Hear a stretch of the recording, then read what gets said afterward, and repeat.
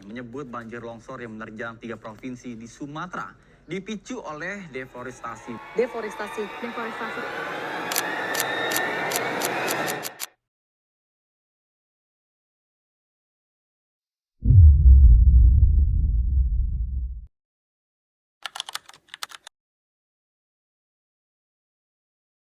Hai guys, selamat datang di GI Exhibition, tepatnya di video group.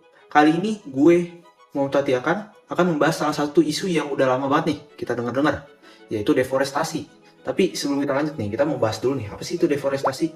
Secara teori guys, deforestasi adalah proses pengurangan atau hilangnya tutupan hutan secara permanen, di mana kawasan hutan diubah menjadi lahan non-hutan. Hal ini bisa terjadi karena lahan hutan itu dibuka lahannya dan dialihfungsikan untuk berbagai macam kegiatan agraris seperti pertanian dan perkebunan yang kita udah tahu ya, salah satunya perkebunan sawit lah, atau pembangunan infrastruktur industri dan jalan raya. Sekilas sih kayak ya udah sih, itu biasa aja gitu kan, kayak itu tuh umum terjadi di Indonesia. Tapi tanpa kalian sadari itu tuh benar-benar bahaya buat long term kita gitu. Apalagi deforestasi itu udah terjadi di jumlah yang sangat masif di Indonesia. Nah, hutan itu menyimpan berbagai macam fungsi, seperti salah satunya adalah menjaga keseimbangan iklim, dan itu adalah rumah bagi jutaan makhluk hidup. Bahkan itu juga melindungi kita dari berbagai bencana gitu, kayak contohnya aja banjir.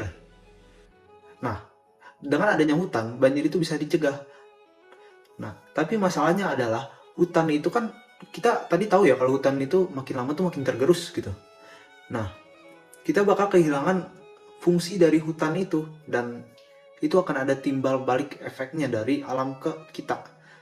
Mungkin kalian udah pernah dengar yang kemarin kejadian di Sumatera, yaitu banjir. Nah, itu adalah salah satu efek dari deforestasi ini sendiri.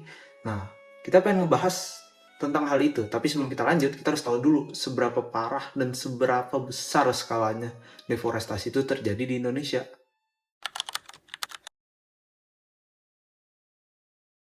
Indonesia, khususnya Pulau Sumatera, menghadapi krisis deforestasi yang sangat serius loh guys. Berdasarkan laporan yang gue ambil dari Kompas, dalam kurun waktu dari tahun 1990 sampai 2024, hutan di 3 provinsi, yaitu di Aceh, Sumatera Utara, dan Sumatera Barat, itu telah lenyap hingga sekitar 1,2 juta hektar. Artinya setiap hari, hutan seluas hampir 100 hektar itu hilang gitu. Sebagian besar hutan tersebut berubah menjadi perkebunan kelapa sawit, lahan tambang, dan kawasan pembangunan. Nah, tapi kan kita punya Taman Nasional yang merupakan daerah konservasi buat membantu kita gitu, membantu menjaga ekosistem. Nah, masalahnya nih, bahkan kawasan konservasi pun nggak lolos dari ancaman deforestasi. Dengan angka sementara sebesar ini, deforestasi bukan lagi sekedar isu lingkungan, melainkan krisis yang lagi berlangsung nih, dan terus-terusan menjadi ancaman buat kita semua. Nah, dari sini kita bisa lihat nih, apa sih efek dari deforestasi itu?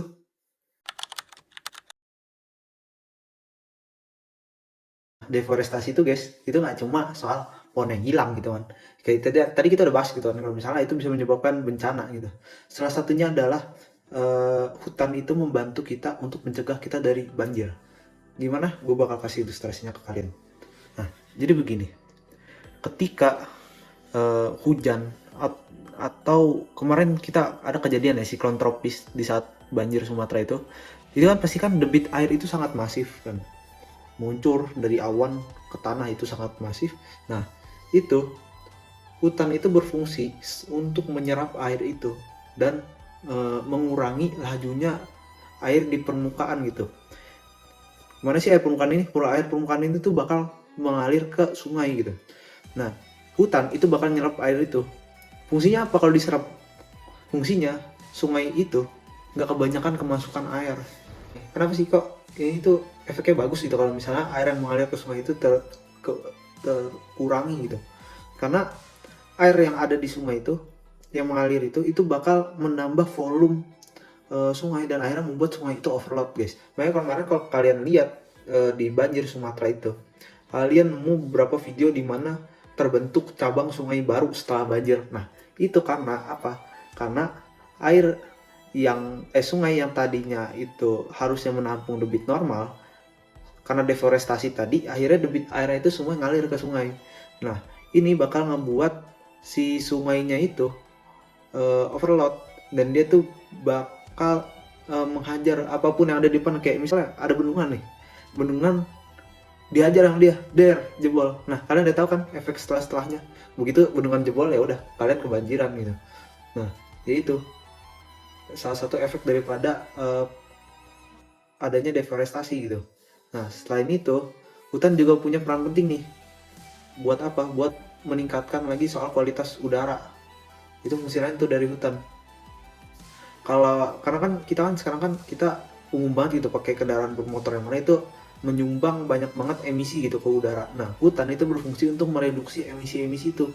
Nah, ketika hutan itu nggak ada, ya maka nggak ada lagi gitu, nggak ada yang bisa memfotosintetis yang mengubah emisi-emisi itu tuh menjadi O2 gitu kan.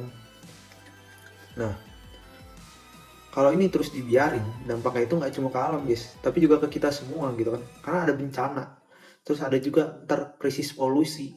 Nah, karena sebenarnya hutan itu bukan cuma milik alam, tapi juga bagian pelindung bagi kita juga.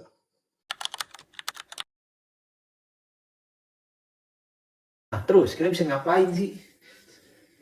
Sebenarnya perubahan itu nggak harus dimulai dari hal yang besar. Kita bisa mulai dari hal-hal yang kecil, kayak ya kita lebih hemat lah dalam pakai kertas gitu kan. Terus nggak buang-buang sumber daya. Nah, atau kalau kalian mungkin punya kesempatan, kalian bisa ikut beberapa aktivitas reboisasi gitu. Nggak harus kalian yang terjun langsung, tapi kan biasanya ada fundednya. Nah, kalian bisa bantu di situ. Itu bisa menjadi salah satu aksi kalian dalam mengurangi lajunya deforestasi ini.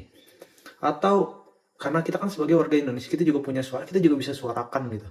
Kita bisa, kalau misalnya kalian melihat deforestasi yang jelas ilegal, kalian bisa lapor itu ke pihak-pihak yang berwenang gitu. Selain itu, kita juga bisa lebih bijak dalam memilih produk gitu. Misalnya kita pakai produk yang mendukung produk yang ramah lingkungan dan nggak merusak hutan. Dan yang nggak kalah penting adalah kita bisa mulai dari hal yang sederhana, lebih sadar dan lebih peduli. Karena pada akhirnya menjaga hutan itu bukan cuma tugas pemerintah atau organisasi tertentu, tapi tanggung jawab buat kita semua. Karena guys, alam itu nggak akan memberitahu apa yang salah, tapi mereka cuma bakal bisa membalikkan apa yang udah kalian lakukan kepada mereka. Mungkin sekian video dari gua. Mohon maaf kalau misalnya emang gua banyak salahnya gitu kan, banyak kurangnya dalam video ini. Terima kasih kalian udah menonton video ini. Semoga kedepannya alam kita bakal berkembang kepada sesuatu yang lebih baik.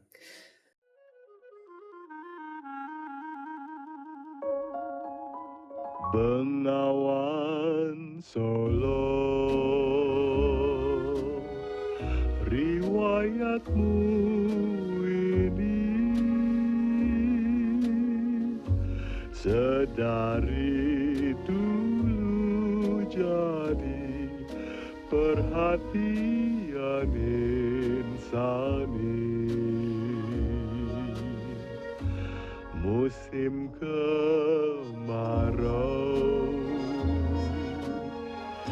tak berapa airmu di